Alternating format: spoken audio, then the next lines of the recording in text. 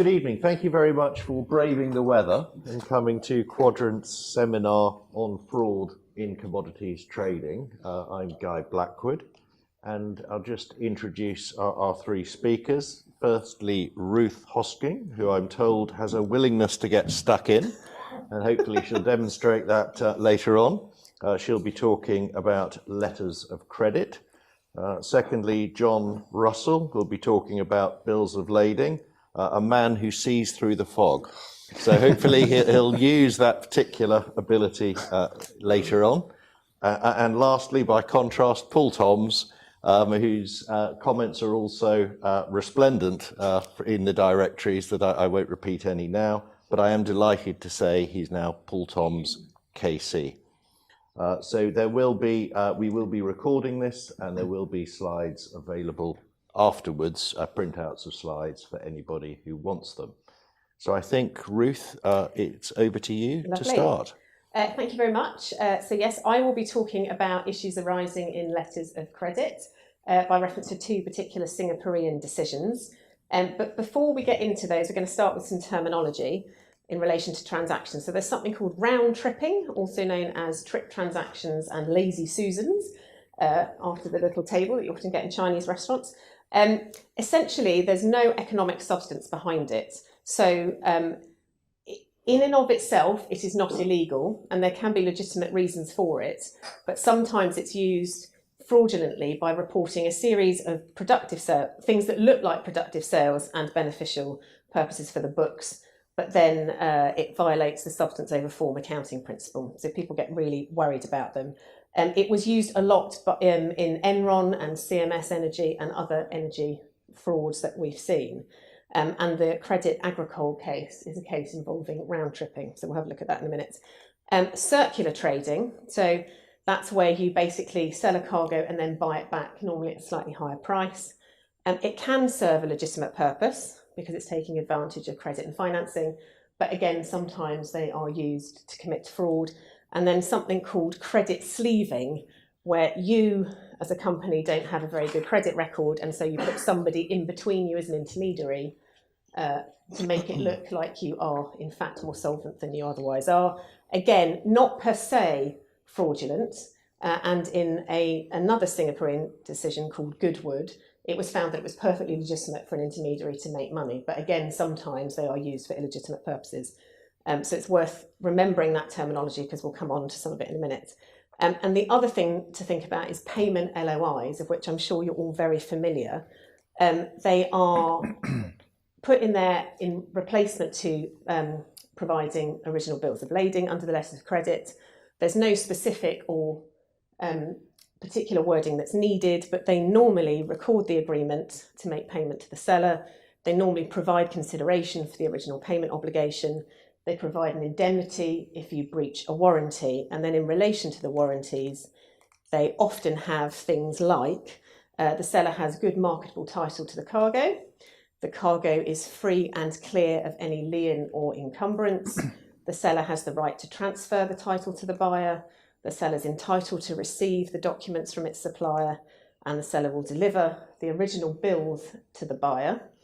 And those are important because quite often banks will want, if they can't hold on to the original bills, they will want to be able to bring a claim under the letter of indemnity that's provided in lieu of a bill if they're not going to get paid by their original customer. So that's why we need to think a little bit about letters of indemnity at the same time. So the first case is Credit Agricole against PPT Energy. And if nothing else, I have learned how to put up arrows in an order on a PowerPoint slide. So here we go. Totsa sold a cargo to Sogar. Sogar sold it to Zenrock. Zenrock sold it to Shandong. Shandong sold it to PPT, who sold it back to Zenrock, who then sold it back to Totsa. So this is a classic case of round tripping. Now, to finance its purchase with PPT, Zenrock applied to Credit Agricole, the bank, for a letter of credit in favour of PPT. And in support of that letter of credit, it gave them a fabricated sale contract. So it had a legitimate sale contract with TOTSA, and it had a legitimate contract with PPT, but it essentially told the bank that it was making more money when it on-sold to TOTSA, so it was making a profit, when in fact what it was doing was making a loss. And it did that essentially so that it could get the money from the bank and then make off with it. So the bank was aware that this was a round trip type of transaction, and that there were all these other parties, but it obviously wasn't aware that the contract it had been given was a fabricated one. Now, the bank took a charge over the receivables from TOTSA. So it thought it had secured its position because it had got a charge. What it didn't know was that Zenrock at the same time had also given a charge to another bank called ING. So PPT turn up with all their documents, which looked to be in compliance. So they didn't have the original bills, but they had an invoice, and they had an LOI, which was in the form that was all required, and that was to the bank as well as to the cargo owner. They turned up with the documents, and so the bank was ready to pay out.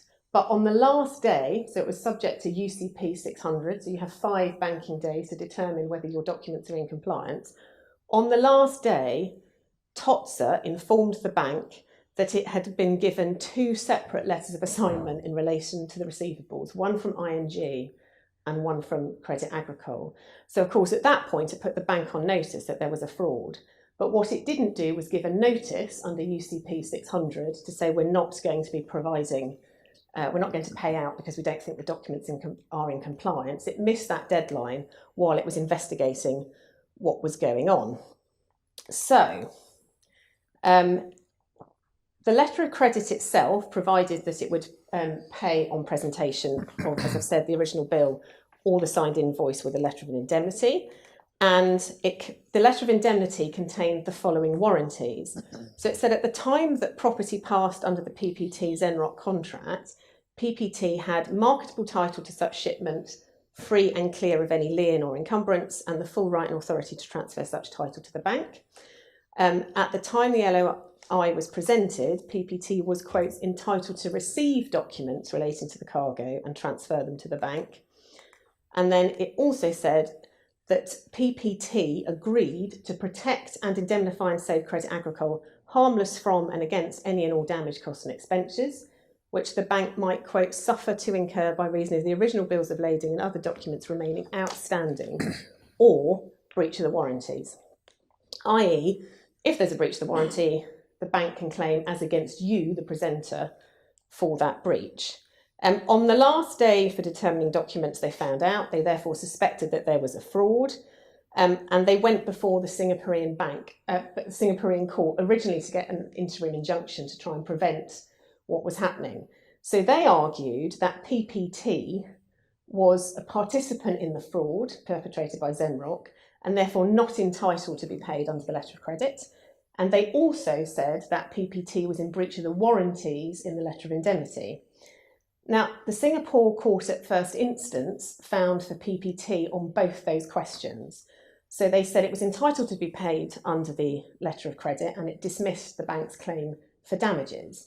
And it said that because it said, well, PPT has provided you with documents in compliance, as they were supposed to have done so. And when they did that, although they were, quote, they were hardly an innocent bystander, but they neither had actual knowledge or been willfully blind to the fact that PPT Zenrock contract was part of a fraudulent scheme. And we'll look at in a little bit what that means, that sort of proof question. But in coming to the decision, the judge held that the fraud exception to payment under a letter of credit only applies in really tiny exceptional circumstances. And you need to be able to show that the beneficiary of the letter of credit is caught up in the fraud. It's not good enough that the underlying contract is somehow fraudulent. And therefore you really have to prove dishonesty. On the LOI question... So Ruth, that's dishonesty on the part of the beneficiary? Yes, rather than the person, the original customer to the bank. On the LOI question, slightly strangely, the court said, well, the LOI never came into existence and therefore the warranties never took effect because it was, quotes, in consideration of making payment. And because the bank had never paid under the letter of credit, the court at first instance said, oh, well, therefore the LOI and all the warranties in it never came in. Both those questions were appealed to the Singaporean Court of Appeal. They upheld the question on whether the beneficiary was subject to the fraud exception, i.e. did the beneficiary participate in the fraud, and they found no. But on the question of the LOI, they said it wasn't a condition precedent to the warranties under the LOI that there had in fact been payment, and so that they held that the bank was in fact entitled to damages under the LOI on an indemnity basis because there had been a breach. So poor old PPT, who hadn't been part of that fraud, was therefore found to be in breach of the LOI. And we'll come on to see what that means a little bit later. But just turning to UniCredit and Glencore. So this is an example of circular trading. So you have Hin Leung having a sale contract with Glencore, and then Glencore having a buyback contract. So it all happened essentially at the same time. It was for a contract of high sulfur fuel oil. Under the sale contract, title to the oil passed from Hin Leung to Glencore, and then under the buyback contract, title passed back again. Hin Leung applied for a letter of credit, an irrevocable letter of credit, and it stated on that irrevocable letter of credit that the cargo was, quotes, unsold. So the letter of credit related only to the sale contract. It did not relate to the buyback contract, and the bank was unaware that there was in fact a buyback contract. It thought that the cargo rested under the sale contract. Now, it also was subject, unsurprisingly, to UCP 600, and it provided that the letter of credit would be paid out against presentation of various documents, including signed commercial invoices and the original bill of lading. And unsurprisingly, in the absence of a bill of lading, they would take the LOI. Glencore presented an invoice and it presented an LOI. It did not present the bills of lading, and the bank paid Glencore pursuant to the letter of credit because it was not aware of the buyback contract. Unfortunately for the bank, Hin Leung went into interim judicial management and then into liquidation. So it could never get its money back from its ultimate customer, and so its only recourse was to be against Glencore. It commenced proceedings for the amounts paid under the letter of credit, and at first instance, very similar to the Credit Agricole case, the court found that Glencore was entitled to payment under the letter of credit. It hadn't defrauded or deceived the bank. It hadn't conspired to injure the bank, because there was a conspiracy case brought as well. Glencore had not been, quotes, unjustly enriched. They have a similar restitutionary basis as we would do here. And that, importantly, it hadn't breached any of the obligations under the LOI. Now, just pausing there, it's worth considering a few things about how the court got there, because it informs how we then think about other cases with letters of credit that might come up. It looked at shams. We're going to look at shams, and we're going to look at fraud and deceit. So, unsurprisingly, I quote, a genuine sale and purchase contract is not a sham. I'm not sure we needed anyone to tell us that, but there we are. It also said that circular transactions are not ipso facto shams. So just because you've got a circular transaction doesn't tell you whether it's a sham or not. You have to look behind what you've been told and whether there is a genuine reason as to why these contracts have been structured in the way they have. And the distinction that they drew is that is between circular trading transactions in which no delivery of goods is contemplated, and they said that wasn't a sham, and those when no trading was contemplated, which would probably be a sham. So it's worth, when you're thinking about the underlying contracts being shams, it's worth sort of thinking about that in that context. Under fraud and deceit, they said that there were two representations essentially given under the LOIs. The first was a representation apparently that Glencore agreed to, intended to, and could locate and surrender the original missing shipping documents. That was known as the first representation. And that the second was that there was a genuine purchase or only a purchase of the goods, i.e. there was only a sale contract, there was no buyback contract. Now, on the first question, the court held that Glencore had not made that, that Glencore had not in fact even made that representation. And all it had represented under the LOI was that there was in fact a sale contract. It hadn't represented that there wasn't any other contract at all. And under the second representation, again, the court held that representation hadn't been given either. But more importantly, the LOI was addressed only to Hin Leung. It was not addressed to the bank. So even if those representations had been made, they were not representations to the bank that the bank could then act on.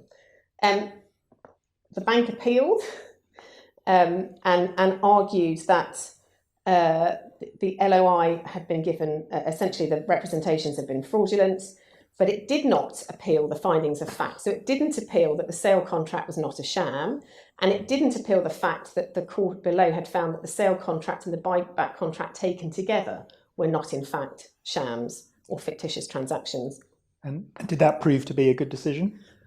Well, it's hard because once you've accepted, as they must have done on the appeal, that the underlying contract itself was not a sham, it's quite difficult to then try and fall within the fraud exception, which is very narrow under the letter of credit. But equally, they weren't going to get anywhere on it. So it obviously didn't help them to not appeal it, but I'm not sure it would have made any difference had they done so. And I'm not sure they'd have been able to get those findings overturned. Probably a bigger brief fee on the appeal if they'd appealed it. The Court of Appeal distilled the issues that were still arising in three ways. They said, did the fraud exception apply? Was there a representation made by Glencore to the bank? And if it did, what was its substance and scope? Unsurprisingly, they found that there was no fraud on the documents because it was a genuine transaction. The bank had failed to establish that there was the tort of deceit. The LOI was addressed not to the bank, but to Hin Leung. The Court of Appeal emphasised, importantly, that the bank could have, but did not require that the bills were delivered to the bank. And similarly, they did not require that the LOI was addressed to them either. So when we come on to think about what we can do if we're representing banks to give them some advice, it's worth bearing that in mind. There was no fraud on the facts because they had been genuine sale and buyback contracts, and that Glencore was in no way privy to the fraud which was committed by Hin Leung. And then on the question of causation, they said that the loss that the bank had suffered was not in fact attributable to Glencore in any event, because once the letter of credit had been issued, it was autonomous. And so in a sense, the representations never caused a loss, because even if they'd been made to the bank, the payment should already have happened. What's your view of that case, Ruth? I mean, do you think it's a harsh decision on the banks don't come out very well of either of these cases, although obviously in the Credit Agricole case, they do slightly better because of the LOI. I think there's always a difficult balancing act to be done, and we'll see in a minute that the courts have now started to try and tip the favour a bit more in favour of the banks. But I think ultimately that the court's position is the banks are the one that have control about who their customers are, and they should be doing due diligence. And there are things that they could put in place to protect themselves a little bit better than certainly the UniCredit Bank did in that case. So some takeaways as to what we take out of all of these.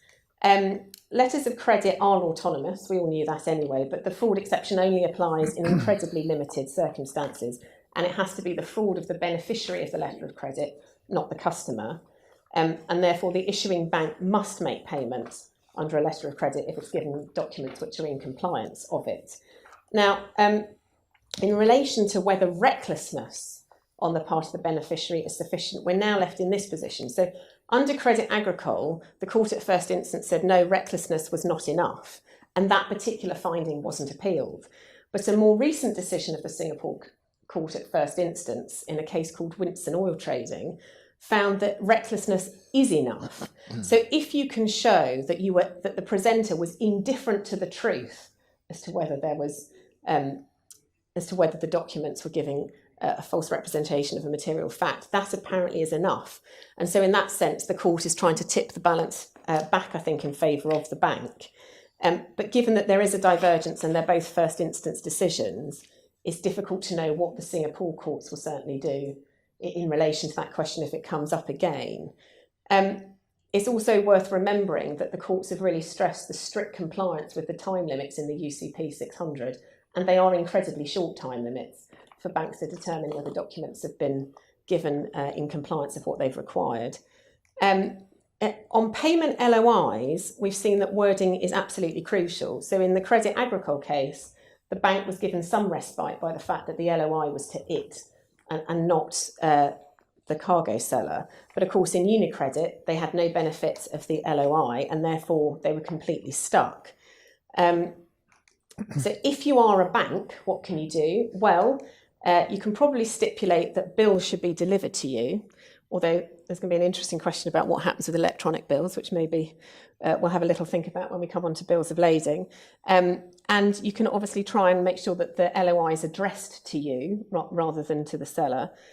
If you're the presenter or the beneficiary, there's nothing specific that you need to do, except it might be worth considering if you are involved in a round-tripping transaction or a circular trade, that you make that known on the LOI. So there can be no question of the bank not knowing. And therefore, if nothing else, you don't get embroiled in the risk and price of litigation. Although as a lawyer, I probably shouldn't give that advice. And the other thing that I would say in relation to lenders in particular, it's really important for them to understand the business and trading models of the companies that they are in fact providing letters of credit to. Although I accept that obviously they are doing that multiple times a day, very quickly, and probably don't have an awful lot of time to think about the decisions that they're making. But obviously it's really important to think about the scope of the warranties that you want in your LOIs. And then the last thing to do is to think about conducting things like fund flow analysis. So you can really understand the actual trading arrangements between the parties that you're then providing the letters of credit for. So you ought to be able to see things like buybacks and price adjustments and washouts and things like that. So that is a whistle-stop tour of letters of credit. And I think we're going to do questions right at the end. At the end, yes. So thank you very much. Right, I'm going to talk about fraud and bills of lading, and specifically look at the Court of Appeal decision in a case called the Sienna, also known as UniCredit and Euronav, which was the Court of Appeal judgment was handed down in May of last year. And it's another bad day in court for UniCredit, and at least arguably another bad day in court for the position of the banks. And this case concerns the degree of security that a bank has when it becomes a lawful holder of a bill of lading, where the cargo has been delivered without production of the bill of lading against a letter of indemnity. And I think that the case has caused a fair amount of consternation amongst trade finance banks because it's at least perceived as significantly undermining the security that a bank has in those circumstances. So we look at the facts of the case. First of all, it arises out of the Gulf Petrochem fraudulent scheme. So Gulf bought a cargo of oil from BP and UniCredit financed the trade to be repaid by authorised sub-buyers, those sub-buyers paying direct to the bank. BP voyage chartered the vessel for carriage of the cargo from Euronav, who are the vessel owners, and the bill of lading was issued by owners to BP in the normal way. Now, what was slightly unusual was that once the cargo was sold to Gulf by BP, the voyage charter party was novated to Gulf. So at the outset, you had BP as the charterer and also the bill of lading holder. After the novation of the charter party, the charterer is now Gulf, but the bill is still at this stage in the hands of BP. So the bank at that point requested endorsement of the bill of lading from BP to the bank, so the bank would become the lawful holder of the bill of lading. And that did happen, but in fact it only happened quite a time after discharge and the appropriation of the cargo by Gulf, because this was all taking place in 2020. I asked Paul because Paul was opposing counsel, so if he sort of grins throughout, he was on for the successful party. I wasn't. So yes, it was the transfer of the bill and indeed the endorsement of the bill was held up due to COVID because the bill was sitting, I think, in a vault in London. Well, nobody could get to it. But in the end, nothing turned on that delay. So Gulf requested the owners to discharge the cargo against an LOI, which of course is very, very common, particularly in the oil trade. The cargo was discharged against the LOI, and Gulf then absconded with the cargo, meaning, of course, that the bank didn't get paid because there were no legitimate sub-buyers to pay off the bank's lending. Importantly, it was always envisaged that discharge would be against a letter of indemnity, but the bank wasn't aware of the circumstances of the actual discharge and certainly wasn't aware of Gulf's fraudulent conduct at the time that the cargo was discharged. Now, the orthodox position where a ship owner discharges without production of the bill of lading has always been very friendly or benign towards the lawful holder of the bill. Firstly, in relation to the misdelivery itself, it's clear that any misdelivery, any delivery without production of the bill is a breach of the bill of lading contract. And there's lots of authority to that effect. I've set out there some observations from Mr. Justice Ricks in the Motus Exports case. He says, ship owner who delivers without production does so at his peril, and in delivering without production of the bill, the master takes an obvious risk. And, broadly put, the attitude that the courts have taken until perhaps this case is that where a ship owner discharges without production of the bill, they're going to have to take all the consequences, and they're left with their claim on the LOI against the party to whom they've delivered against that LOI. Now, it was sometimes argued that if the bill of lading holder knew that there was going to be discharge without production of the bill of lading against an LOI, that in some way they had consented to the arrangement or acquiesced in the scheme, and therefore shouldn't be able to bring a claim for misdelivery against the ship owners. But that has never really had much traction. That's a citation from Aikens and Bills of Lading saying such arguments rarely succeed. The fact that the holder of the bill of lading knows that the goods may be released by the carrier on being given a letter of indemnity does not imply consent to such a delivery. Aikens further says, as the carrier knows and expects that he may be sued for misdelivery, he should not be spared for the consequences of his actions. That ties in with the Ricks observation that there's an obvious risk, and the master or the owners who discharge without production of the bill do so at their peril, and they should not be spared from the consequences of that. The consequence of that being a claim by the lawful holder for the full value of the cargo. And similarly in Scrutton, a holder will not be held to have consented or acquiesced in misdelivery or be stopped from claiming from the carrier merely because it knew that the cargo would be or had been discharged without production of the original bills of lading against a letter of indemnity. So the authorities, and certainly all the observations in the textbooks, were pretty firmly in the lawful holder's favour and pretty down on the ship owner who decides to discharge against an LOI instead of against the bill itself. So in this case, the bank sued Euronav, who were the ship owners, and the ship owners Euronav ingeniously took a whole number of points. List of issues ran to about 5 pages, I think. In the event, after a trial before the well-known shipping judge, Mrs. Justice Mulder, she only decided 2 issues. The first issue was whether the bill of lading was a contractual document at all. Now, obviously, initially in the hands of BP, who were the charterers, the bill of lading was a mere receipt.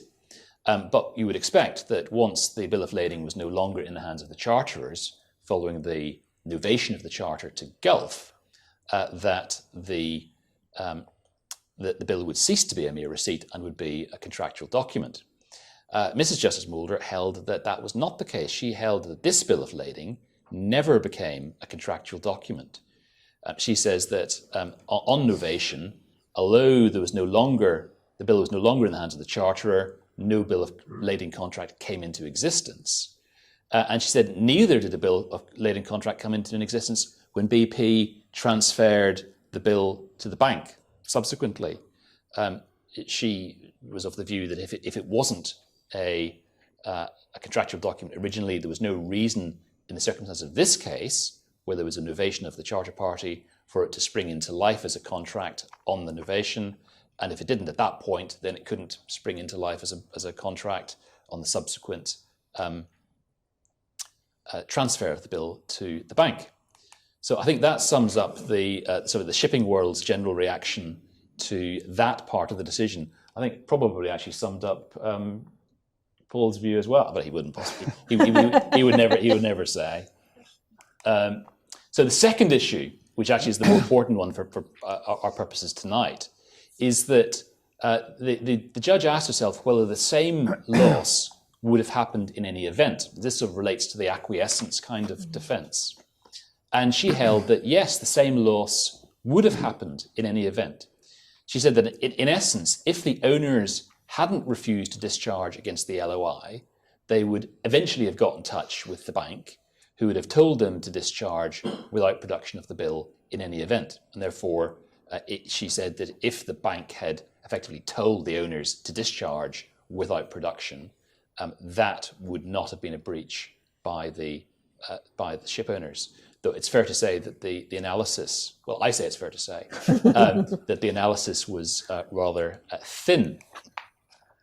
So the case went to the Court of Appeal, with the only judgment being given by Lord Justice Popplewell, and sanity was restored, at least in respect of the first issue. He held that essentially he analysed the mere receipt rule. It's one of the first times there's been a detailed judicial analysis of the mere receipt rule. And his analysis of the mere receipt rule was that unless there are express terms to the contrary, the carrier contracts with the holder on the terms of the bill, save for so long as the holder is the charterer. So there's a limited exception to the bill of lading being a contractual document, and that wasn't engaged in this case once the charter party was novated, and indeed once the bill was transferred to the bank. But in relation to the second issue, and this is another case in which there was no appeal on the facts themselves, we were saying that the legal analysis was wrong. Lord Justice Popplewell approached it in a slightly different way. He took a causation angle to it, and he said that the burden of proof was on the bank to prove that if there'd been no breach, it would have enforced its security interest and therefore recovered the value of the cargo. And he said that the judge's findings of fact were that the bank wouldn't have enforced its security interest. The judge's findings of fact were that the bank would have told the owners to discharge against the LOI in any event. And therefore, he held that the claim failed. Now, one might ask the question, well, what are the consequences of that? Are there far-reaching consequences? It appears that Lord Justice Popplewell thought not. He said, as I've set out on that slide, that really it was an unusual case. He said, I'd question whether the decision in this case has far-reaching consequences. It's the result of a particular finding of fact as to what instructions would have been given to the ship owners. It's by no means clear that similar findings of fact could be made in other cases. It sounds like you don't agree with that, but he's right, isn't it? They were an unusual set of findings of fact. So I'm not really sure what the banks are really worried about. I think that there are a number of problems. The first is that the hypothetical or the counterfactual was one which was entirely hypothetical. You talk about hypothetical hypotheticals, but you've got some hypotheticals that are grounded in reality. But this hypothetical is something that was never going to happen in the real world, because the ship owners' own evidence was that they always delivered against LOIs without question. They viewed LOIs as being almost interchangeable with bills of lading. And so if you take the causation approach, you're going to have to, the bank is going to have to prove what it would have done in a world that would never have existed and nobody intended would ever exist. So, it puts the bank, I think, in a very difficult position. And the bank may have to give extensive disclosures of systems and policies and procedures to try and persuade the court what it would have done, as I say, in a situation that it would never have anticipated itself being in. Secondly, I think that what it means is that the bank in every case, because of the causation argument, is going to have to prove what would have happened in this counterfactual world. So whereas previously it was relatively easy for banks to obtain summary judgment where there had been a misdelivery, in the future I think that's going to be much more difficult, because it will always be open to the ship owners to say, well, prove that we've caused you loss, prove that you wouldn't have suffered the loss in any event if we hadn't breached the contract. And there have already been a number of cases in Singapore in particular where banks have applied for summary judgment in the case of misdelivery against an LOI, where I think historically the banks would have expected to obtain summary judgment fairly easily, but post-Siena haven't been able to do so. I'll ask you a question, because I hinted at it earlier. Do you think that the electronic bills will make any difference to this? It's interesting. It's been a very interesting question. I think that the first question is whether electronic bills are actually going to become a feature of international trade yet or not, notwithstanding the 2023 Act. I mean, certainly, I don't know about you or members of the audience, I still haven't seen a case involving an electronic bill at all. So I think the first answer is probably not for the moment. No. I think that actually if electronic bills do become commonplace, I think it's going to fundamentally alter the way in which a lot of business, a lot of financing of the oil trade is done, because the business model, in a sense, depends on the bank physically holding the bill, knowing that there's going to be a discharge against an LOI. But if we have electronic bills and it becomes much more common for cargo to be delivered against the transfer of the electronic bill, it may be that owners aren't prepared to accommodate a business model that certainly until this case has suited banks. And so it may change the entire structure of this trade. Okay, I'm going to resist the temptation to take my 15 minutes to respond to John's talk line by line, and I'm going to, as advertised, talk about issues arising from fraud in the context of trade credit insurance policies. I've just put on the slide the scenario with which I'm going to frame some issues. Let me just give you a bit more detail than you can see on the slide. So the situation I'm going to be considering in broad terms is a situation where a party is willing to extend credit to a trading entity to assist that entity to purchase commodities. The party that is going to extend the credit might be a bank or other financial institution. It could be a trading entity itself.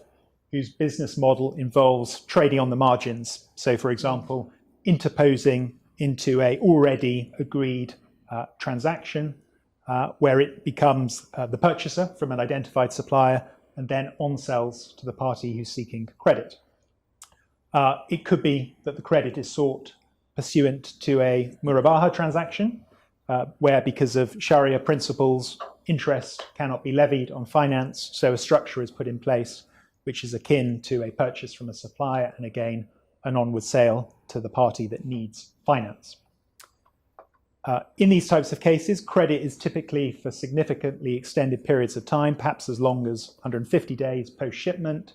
So it means that any security over the goods is unlikely to be realizable given the nature of the goods in question and the period of time post-shipment. When the time for payment comes round to the party extending credit, no payment is made. It emerges that the trading entity has been engaged in some form of fraudulent scheme. So what then happens where you have your trade credit insurance is that you look to recover that loss, that non-payment from the fraudster pursuant to your policy. And the question is, what types of issues may arise? Of course, what precise issues will depend upon the wording of the policy, the precise wording of the policy and the facts. But what I propose to do in this talk is set out three main groups of issues that can arise and identify some of the specific points for each of those issues. And then I'll briefly talk about, I think, the only case that I'm aware of where these types of issues have been considered by the courts in Commonwealth jurisdictions. So three broad types of issues that can arise in these types of cases. Avoidance issues, so in other words, things pertaining to what has been said or not said by the insured prior to inception of the policy. But secondly, coverage issues, so what precisely is the policy covering and what must the insured demonstrate in order prima facie to have cover. And thirdly, due diligence issues. In other words, can it be said that the insured has failed in broad terms to act reasonably to avoid or minimize loss such that the claim must fail or fail in part?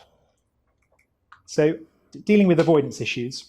So as many of you will know, under Section 3 of the Insurance Act, the insured has a duty to make a fair presentation of the risks, which in general terms involves disclosure of material circumstances and ensuring that material representations are substantially correct in respect of matters of fact or in respects of matters of expectation or belief, that those material representations are made in good faith.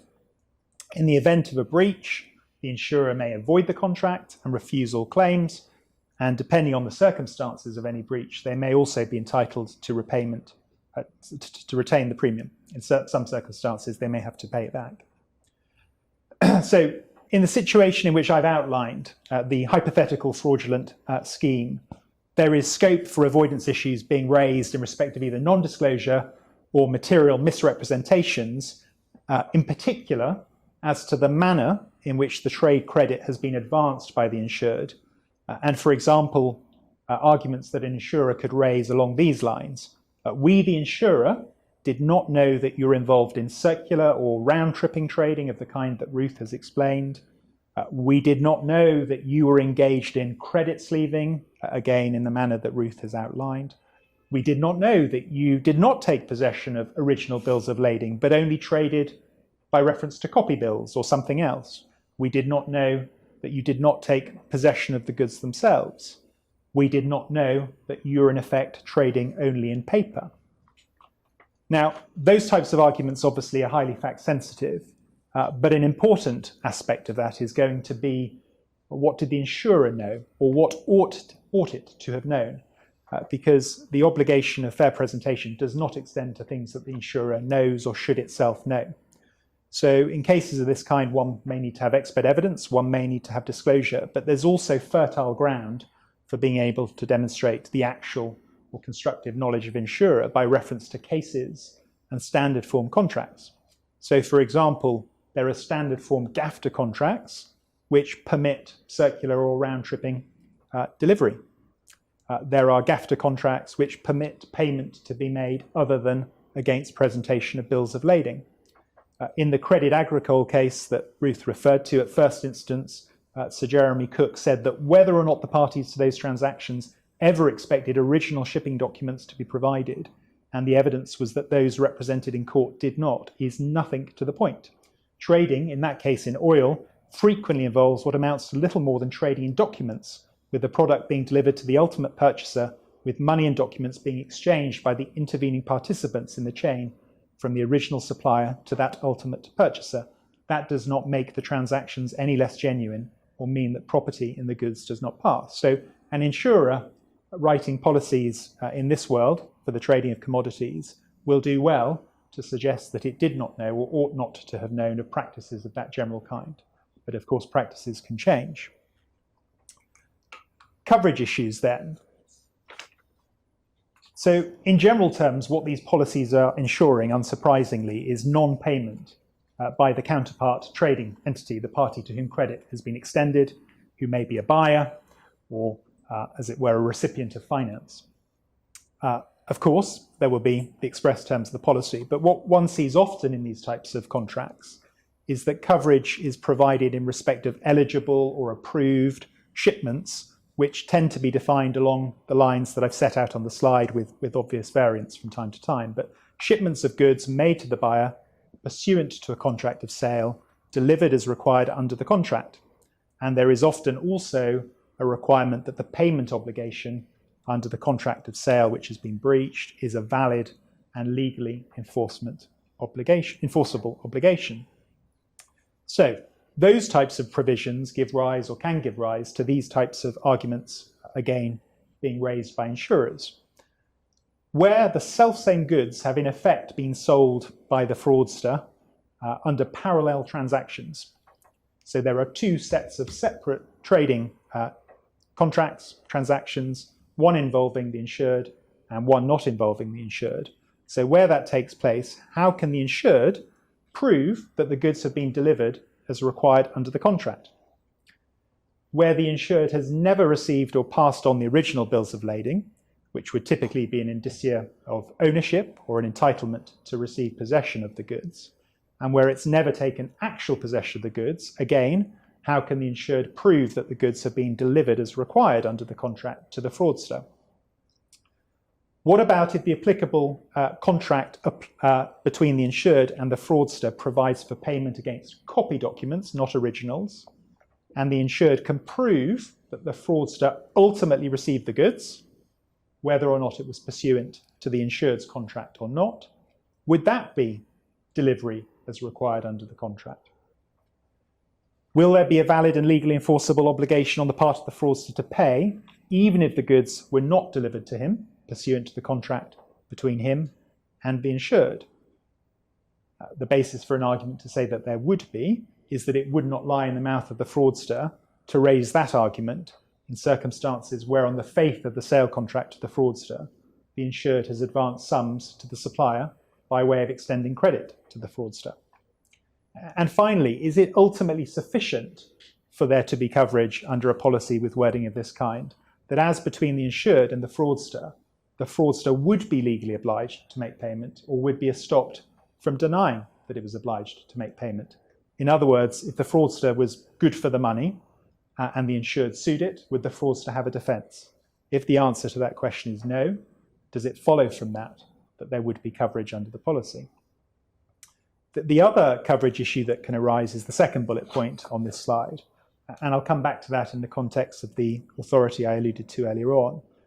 And that really raises the question of where the policy in effect ties the indemnity for non-payment to effectively the underlying sale and purchase contracts being performed in accordance with the procedure agreed between the insured and the buyer, as advised and declared to the insurer. If there's a departure from that procedure, what then? And I'll come back to that question. So on the third of the big picture issues, due diligence issues. So again, it's typical for policy of this kind to have a due diligence obligation, which provides in general terms for the insured to use all due diligence to avoid or diminish loss.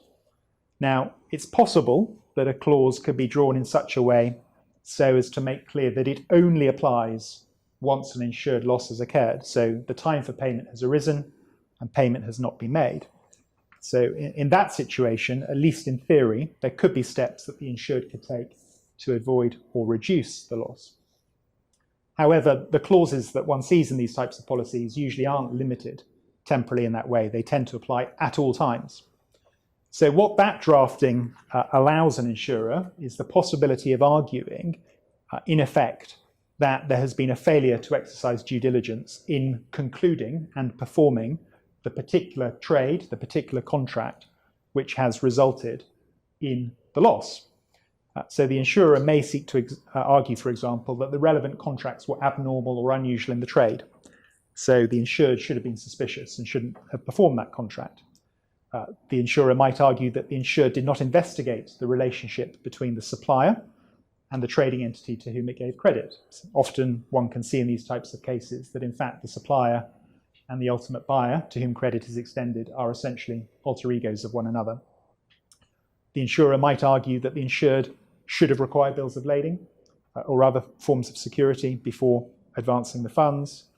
And in broad terms, what one tends to see is the insurer effectively saying you should have realized that you were about to become embroiled in a fraud and you shouldn't therefore have performed the relevant contract. So even assuming, however, that the insurer can make good those arguments, one still has to overcome, if you're an insurer, the difficulty of establishing that the breach caused, in effect, the loss, which will be, in many cases, very, very hard to do. So turning then to the Thera Agri case, this is a case from last year. It's not an English decision, but it's a decision of the Court of Appeal from New South Wales, and it related to coverage issues. So the three types of issues I've been discussing, it related to coverage issues. And what one had there was Thera Agri provided trade finance to the Phoenix group of companies, and that finance was in the form of a Murabaha agreement. And it was common ground between the parties, the insurer and Thera Agri, that as between Thera Agri and Phoenix, the transaction had not complied with the agreement between those two trading parties. I don't need to go into the details of that, but there was essentially a departure from the agreed arrangement which had been disclosed to the insurer and indeed formed part of the policy. Before completion of the relevant transactions were completed, Phoenix was placed into liquidation, and it later became apparent that on this trade and indeed many others, the underlying trade documents were shams, in that whilst the goods existed and had in fact been shipped under bills of lading, they were not in fact the subject of the purchase between Phoenix and the third-party supplier. So the purchase documentation that Phoenix had provided to Thera Agri were fabricated. So what the insurers argued was that the policy didn't respond because there had been a failure to comply with the agreement between Phoenix and Thera Agri, which had to be strictly followed for cover to arise under the policy. And they also argued that the policy did not respond because the relevant contracts with the third parties were shams because they were fabricated, as I say. Both arguments were rejected at first instance and also on appeal, although there was a dissent from Judge Baston. The wording in question, which was said to give rise to the argument that cover was provided only if there was strict compliance with the underlying agreement between Thera Agri and Phoenix, provided that the payment advanced to the counterparty by the insured in accordance with the terms and conditions of the insured transaction in consideration of the future delivery of the insured goods. So it was the words in accordance with the terms and conditions of the insured transaction which gave rise to the argument that if there was any departure from those terms and conditions, the insurer had not agreed to provide cover. I've set out on the slide, I'm not going to read out the relevant parts of the judgment of McFarlane, who, as I said, was in the majority. And highlighted, as you'll see about 3 lines down, is that he was quite dismissive of the importance of the departure from what was contemplated by the Murabaha agreement. He said that the fact that they weren't executed in the sequence contemplated and that there were anomalies in terms of the times at which events occurred was not important. And what he seemed to be saying is what really mattered here is that there was a binding obligation under that agreement which Phoenix had failed to comply with. And as far as he was concerned, that was enough to trigger cover under the policy. And one sees that really on the second paragraph that I've set up on the slide. And in other words, what the judge was effectively saying is the insurer can't be in a better position than Phoenix would have been if a claim could have been made against Phoenix. Before I come to the dissenting judgment, Judge White took a slightly different approach. He said that the clause which gave rise to that argument could not, as a matter of construction of the policy as a whole, apply. It simply was inapposite to the way in which the transactions were in fact contemplated as being performed between Phoenix and TheraAgri. So between the majority, you have divergent approaches, albeit with the same conclusion. So as I say, Baston gave the dissenting judgment, and I've highlighted on the slide there in bold his analysis. And his analysis was to the effect, well, you can't ignore the contractual wording of the policy. It's quite clear that the insurer has provided cover based on an understanding of precisely how these transactions are going to be performed between Phoenix and TheraAgri. And if there is a departure from that, and if it's substantial, then that means, as the final sentence states, that the actual contractual arrangement was outside the scope of the policy, and therefore the claim should have failed. Do you think that the majority's ruling on that issue shows an appetite to uphold claims of this kind, or are they doing something else? I think the general attitude that I imagine courts are going to take about these types of cases is to look to uphold claims. I think one of the principal reasons why parties in this world are going to be taking out this type of insurance is for non-payment derived from fraud and arising out of fraud. So I think there's going to be a general appetite, wherever possible, to uphold these claims. But I think the difference between the majority and the dissenting judge gives rise to considerations of, well, what departure matters? Because again, I won't read it out, but you'll see on the slide that it was even accepted by the insurer that some departures from the agreed approach between Phoenix and Thera would not affect their liability under the policy, but others would.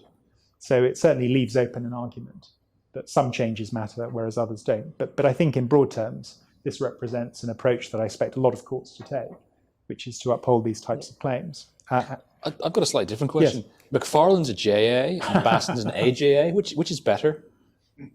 I'll come back to you on that, John. Okay. I didn't ask you any questions on your talk. And really, perhaps just to make good my answer to Ruth's question, McFarlane also gave quite a pithy exposition of why, in effect, the insured will win in these types of cases. And I think anyone representing an insured under claims of this kind will be trotting out these 4 paragraphs. And in essence, we have the restatement of essentially the line taken in the letter of credit cases discussed by Ruth. Sham is irrelevant here unless the insured was involved in fraud in any way. So the mere fact that the counterparty was a fraudster, so what, unless you, the insured, know about it. These types of contracts are intended to give indemnity against fraud. And whilst they do have exclusions for fraud, the fraud exclusion only extends to, as the bottom paragraph makes clear, dishonest or criminal acts of the insured.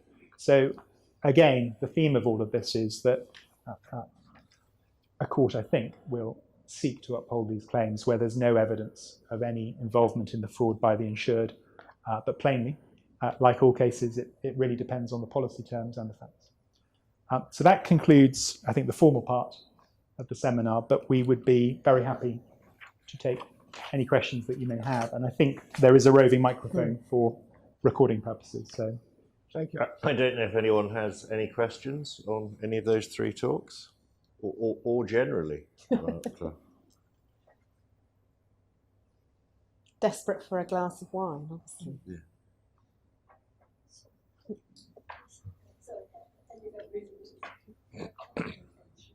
Yes, you said in relation to delivery of cargo without origin is that the bank will consent to the discharge of the cargo and delivery of the cargo and not wait for resummation. Is that because there is a long credit period for payment to the bank, and that's why the bank is happy for cargo to be discharged without resummation? Well, in the Sienna case, the bank, on traditional analysis, was happy for the cargo to be discharged without production of the bill of lading, because on the traditional analysis, that would have given the bank a good claim against the ship owner for the full value of the cargo.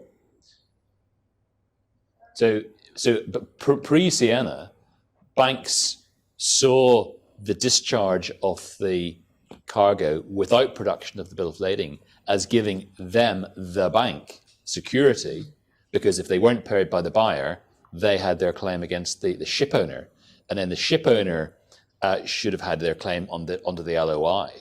And in a sense, what was happening was that the credit risk in either the bank's customer or the sub-buyers, the credit risk was being shifted from the bank to the ship owner, because the ship owner was reliant on the claim on the LOI against the charterer, in this case Gulf. I mean, the more pertinent question might be, why were ship owners happy to discharge against LOIs in circumstances where they may not have had as intimate a relationship with Gulf as the bank had, but why should the ship owners be taking the credit risk? They do that very, very often because the documents don't arrive on time, and otherwise they should be either sitting there waiting, and it might be taken that they're not able to be handled with the financial loss, or they may not be able to discharge and say keep warehouse until the documents arrive. There are no such facilities there. No, absolutely. I mean, those are the practical reasons for it. But one of the consequences is that the trading risk, if you like, or the financing risk, is transferred to the ship owners. Usually, the ship owner knows who he's dealing with and is confident that this situation will not arise. Yes, that's one rationale for it. Yeah. Yeah, I mean, I think the case wasn't argued on this basis, but implicitly shifts, well, the underlying effect of the decision is to shift risk effectively from the ship owner, as John would say traditionally would be the case, back to the financing bank. And I think whilst on the facts of the case, the bank didn't have the bill of lading at the relevant time, I don't think there's any suggestion that had it done so, it would have used the bill of lading to obtain delivery. And indeed, the scheme that it had with its client actually necessitated the bill of lading not being used. So if you're on the ship owner's side, you'd say that the financing bank's approach is having their cake and eat it. They get the bill of lading, they have no intention of using it as a traditional title document, but they keep it in their back pocket so that when the ship owner does exactly what it expects it to do, i.e. deliver without the bill, if something then goes wrong, they have a claim against the ship owner.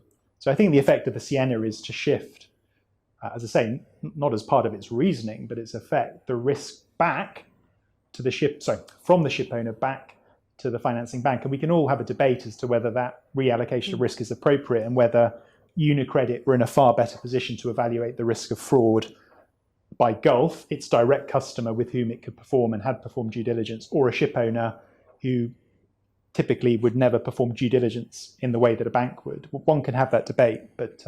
It ties also into the trade finance insurance as well that Paul was talking about, because another way in which the bank can obtain security is by requiring its customer to take out credit insurance. But you then get into the question of whether discharge against an LOI as opposed to against production of the bills might jeopardize the enforceability of the claim on the policy. So, I mean, the different areas that we've been talking about, I think, are to some extent interlinked.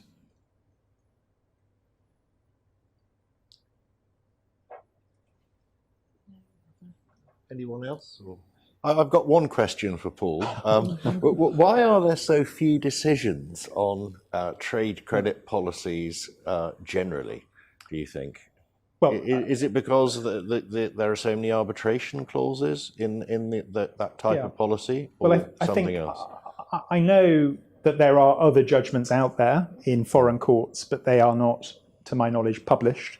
Certainly not available here, but if you go on to, I think it's GTR and kind of trade publications, you'll see quite a lot of this case has just been started in this court, or this case has just been settled. So there's quite a lot of activity. I'm not sure necessarily in the London courts, but I think certainly in foreign courts and in arbitration. So from my personal knowledge and experience, there's quite a lot bubbling underneath. But to my knowledge, the case I've been talking about is the only publicly available judgment on this. There is another one that's come out from Malaysia. And as I say, if you look at GTR, I think it is, you'll have quite a lot of information about cases that are pending in other courts and or maybe coming soon.